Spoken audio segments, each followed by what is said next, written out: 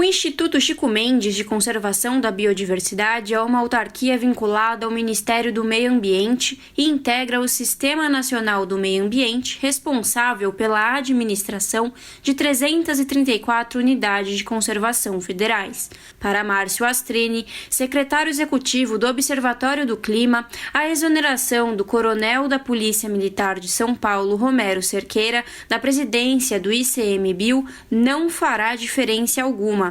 Segundo Astrini, as atitudes do militar eram contrárias à defesa da agenda ambiental. Definitivamente não vai fazer nenhuma falta a quem defende a agenda ambiental no Brasil. Seu mandato na frente do órgão foi marcado por cenas lamentáveis, quando, por exemplo, ele declarou que não queria ver nenhuma nova unidade de conservação reconhecida no nosso país. Ele também chegou a marcar um encontro com pecuaristas numa reserva extrativista no Pará, sabendo que essa atividade era ilegal naquela região. Loteou cargos no ICMBio e chegou até ao ridículo de fazer uma resolução interna determinando quais eram as roupas que poderiam ou não ser usadas pelos servidores para irem trabalhar e que mulheres não podiam usar cabelo solto. Não vai deixar nenhuma saudade, não fez nada de positivo para o meio ambiente, muito pelo contrário. Mário Mantovani, diretor de políticas públicas da Fundação SOS Mata Atlântica,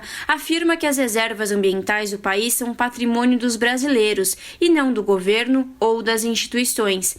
Para Mantovani, o representante do ICMBio está lá por vontade da sociedade, que espera um trabalho de conservação da natureza, que não tem sido feito desde o começo do atual governo. Nós temos que lembrar que todas as unidades de conservação, Parque Nacional, áreas de preservação ambiental, reservas nacionais, todos esses são patrimônios de cada um de nós brasileiros. Não é do governo, não é do ICMBio, não é do governo do estado. Cada um de nós tem uma parte nessas unidades de conservação.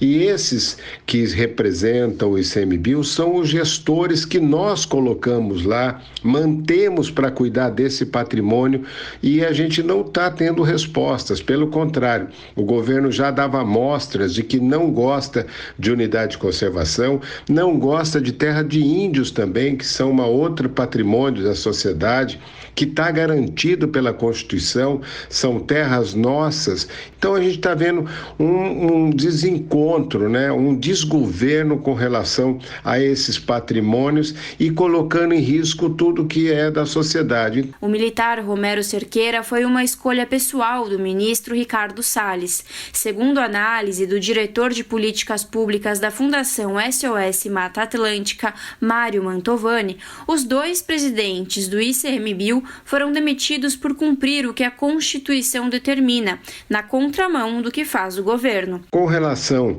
à gestão do primeiro e do segundo demitido, vamos dizer, presidentes do ICMBio que foram demitidos, a gente vai ver que é a mesma situação. Quando esses presidentes têm que cumprir aquilo que constitucionalmente é determinado, aquilo que a legislação determina, ou seja, fazer o que é legal, não pode dentro desse órgão. Se você fizer, por exemplo, como a gente viu, a questão dos brigadistas combatendo incêndio, que foi um dos motivos pela saída desse coronel, a gente percebe que o governo está na contramão, ele está desmontando, acabando com os brigadistas no Brasil, achando que o Exército vai fazer isso. E não faz, não é competência, não tem jeito para fazer esse tipo de trabalho. A gente vê que quando você tira um invasor de uma unidade de conservação, de um parque, é obrigação, é da lei, é crime invadir. E não pode hoje atuar no crime, então não pode multar, não pode atuar. Então não vai ter nenhum desses presidentes que vai resistir. Márcio Astrini, secretário executivo do Observatório do Clima, diz que o coronel Cerqueira foi o pior presidente do ICMBio em toda a história do Instituto, dentro do pior governo para a área ambiental do país. De acordo com Astrini, o atual governo vem, dia após dia, destruindo o nosso meio ambiente. Ele foi o pior presidente que o ICMBio já teve em toda a sua história. E ele foi o pior presidente do pior governo para a área ambiental que a gente já teve no nosso país. um governo que promove a desordem, a grilagem de terra, a invasão de terras públicas e que deixou o desmatamento fora de controle na Amazônia. Hoje, o crime ambiental toma conta da floresta e o resultado de todos esses retrocessos a gente vê nos números dos satélites, que apontam uma crescente histórica do desmatamento na Amazônia.